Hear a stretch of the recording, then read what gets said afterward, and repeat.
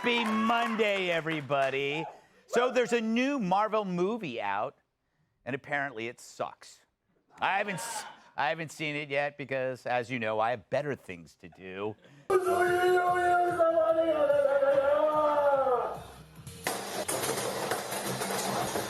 The new flick is courtesy of Disney, who owns the Marvel Cinematic Universe. But the real marvel is how each movie they put out is getting worse and worse. The next superhero should be the incredible shrinking box office. Because their latest offering, The Marvels, was the worst opening for a Marvel movie ever. Even worse than Iron Man versus Little Women. Oh, they got destroyed in that. Now, in this universe, women are as physically strong as men. I'm talking actual women now, not the ones with 5 o'clock shadows who can pee their name in the snow. But today, entertainment is now secondary to diversity, and every cast must be as colorful as a bag of peanut M&Ms and twice as nutty.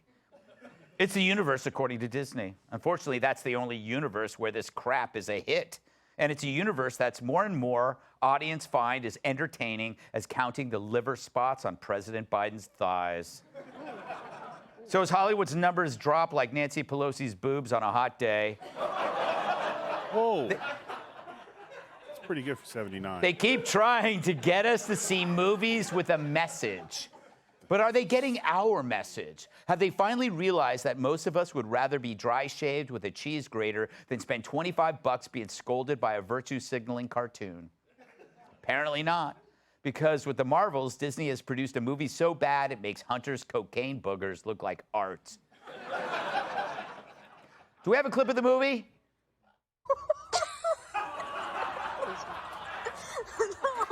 You know what? Well done. Well done. I mean, technically, that is dog. Yeah. But the reviews for the flick have been brutal. Apparently, the problems include the script, the acting, the casting, the plot. Aside from that, it's a masterpiece. It's so bad, the theaters are making grief counselors available to viewers after the film. It stars the ultra-woke Brie Larson, who's never made a movie you've seen. And she stinks so bad, her first name shouldn't be Brie, it should be Limburger. Am I right? Some say she's a piece of ass, if that piece happens to be her head. A sexist would say. But that's beside the point, really, because she considers herself to be a gender activist, which to the woke means all men are awful, unless, of course, they're carrying a purse and a Bud Light.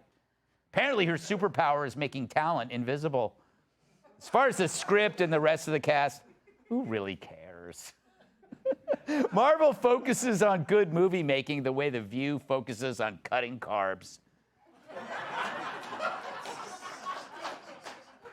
The woke idea of making all the superheroes a group of fully diverse females beating people up as if they're guys was based on the assumption that there is an audience for that. Well, maybe if they're the U.S. women's soccer team.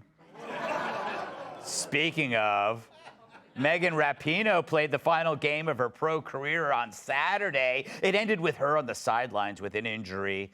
In the post-game presser, she decided who was to blame, and of course it wasn't her. I mean, you know, I'm not a religious person or anything, and if there was a God, like, this is proof that there isn't, because it's up.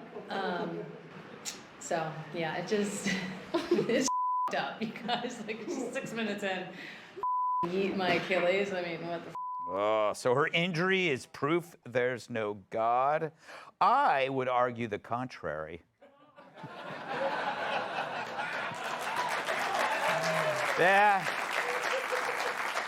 An injury during her championship game is proof positive that God is alive and well and has a kick-ass sense of humor. You go, God. But this is wokeism in a nutshell. Megan got far on her woke credentials, but when that ran out, what are you left with? Blame. Once everything is stripped away, there's no grace or humility, just a jerk blaming God or no God. It's the yoke of being woke. You expect the world owes you something, and you in turn owe no gratitude. But when the woke welfare wears off, all that's left is an insipid sermon. And that's movies today. The problem is the audience these producers and directors thinks exists, it doesn't. That's because the audience doesn't think like your average Hollywood producer. They aren't cowards like them. Audience want a good movie, not phony virtue signaling from a bunch of elitist PC asswipes trying to appeal to a select group of outraged activists. You want proof? It's in the numbers. Has anyone noticed that women flocked to see Barbie, but not the Marvels? Barbie made $1 billion acknowledging that women would go see a movie about a doll. A doll. They went to see a movie about a doll. That's because whoever made it must have actually had a childhood and recognized that biology dictates preferences and that most girls left alone will play with dolls. Well, some guys too, but those dolls are made in Japan and need to be inflated. I don't speak for myself. But while girls played Barbie, boys played Army or superhero. Sure, Barbie mentioned patriarchy a few times, but that was so the producers could check the woke box. But women flocked to it and they loved it, even if the inspiration was a character made out of more plastic than your average Kardashian. So The Marvels is the biggest bomb yet, and Disney loses millions pretending women would pay to see it. It's the cinematic equivalent of a Brian Kilmeade book. Nobody's buying it. But as it turns out, thank God, women and men aren't attracted to a movie with a message that has no creative or artistic value. Propaganda is like porn. You know it when you see it. So as long as Hollywood puts woke before work or a decent script with good dialogue, a solid plot, memorable characters, we're just going to skip it. But lucky for all of us, there are more pleasurable ways to spend your day, like a root canal, an IRS audit, and even tonight's show. Let's welcome tonight's guests. If you serve her gluten, you'll have her tootin'. Host of Kennedy Saves the World podcast, Kennedy. He's like a membership to Planet Fitness, impossible to cancel. Actor and stand-up comedian Tyler Fisher. She's thinner than the plot to Fast and Furious 9. New York Times bestselling author and Fox News contributor Kat Tipp. I don't get it. And he picks his teeth with the Eiffel Tower. New York Times bestselling author, comedian, and former NWA world champion Tyrus.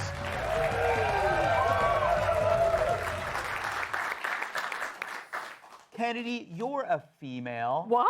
Yes, I know, it's true. And you're savvy, you know pop culture, you like entertainment, you have daughters, I'm not going to touch you where your bathing suit covers. Yes, my point is you were in their target demo. Yes, and I love Marvel movies. I always have. And Marvel has made some of my favorite movies over the last 15 years. And it used to be that they would put something out and, the Marvel creative universe was something that had the most intricate architecture. And they were so smart about how they developed characters and spin-offs and put the pieces together. But unfortunately, and this must be a mandate from Disney, they have lost the plot. And it's sad because it used to be you could see an ad for a Marvel movie out of the corner of your eye and you'd be like, yes, Deadpool.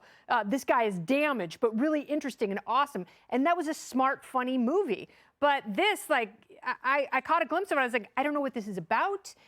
To your point, it's so expensive to go to movies anymore. Why would you waste your time and money seeing this when the dialogue is completely predictable and you don't care about the character? That's so true. Tyler, I didn't see the movie, but that never stops me from talking about it. Sure. It really doesn't. You're the expert. Yeah, I'm an expert at nothing that I actually do research on. But you know what? Kennedy makes a good point that those superhero movies are generally kind of funny. There's a lot of teasing. It seems to me that there's none of that in this. It's more about teaching you something. It's all a big TED Talk, Yeah. Just watch a TED Talk instead of a movie. Yeah. It's all meaningless virtue signaling. That's all it is. They want to show, what they stand for. And usually the woman at the end eases up and might fall in love, but this time she just, they hate the guys and that's it. Yeah. And I think that reflects the dating culture is women want to be like their heroes. So, my ex, her superpower was emasculating me in public. And I think, Going around. it's going around. Yeah. Going around. Yeah. Did you see Barbie? No, but I like the Ryan Gosling face. So I watched all Ryan Gosling scenes. I realized he just looks like he's not a good actor. He just looks like he's smelling a fart. Every scene he does that face. It's just like That's true. That's all Is he that does. acting? That's not acting. Yeah, and I could see it even with your beard. You could see it through my beard. I saw it through your beard. But Yeah. more short characters. No one cares about diversity about height, right, Greg? 'Cause Yes, Tyler we discovered we're the Tyler same is height. actually shorter than me. This is the first time in the history Your of whole this life. show. I can verify that. I saw it. They stood back to back in the green room. That's why I'm here, of Yes, course. exactly. A diversity hire. Yes, I can lord over you. He couldn't get a hold of Emmanuel Lewis. Yes. Is he alive? Yes. Okay, good. It's the other one that's dead. Coleman. Gary Yes. Coleman. God rest his soul. That's his son. Kat, you loved Barbie. I did. Is it because you're a girl? Probably. Would you like this movie? Would you go to this movie? I don't go to the Marvel movies. I think I live too close to Comic-Con. Yes. I see all that and I'm like, no, not for me. No, so probably not. But I don't really go to most movies. Barbie's was the last one I went to. I want to talk about Megan Rapinoe, if that's okay. Absolutely.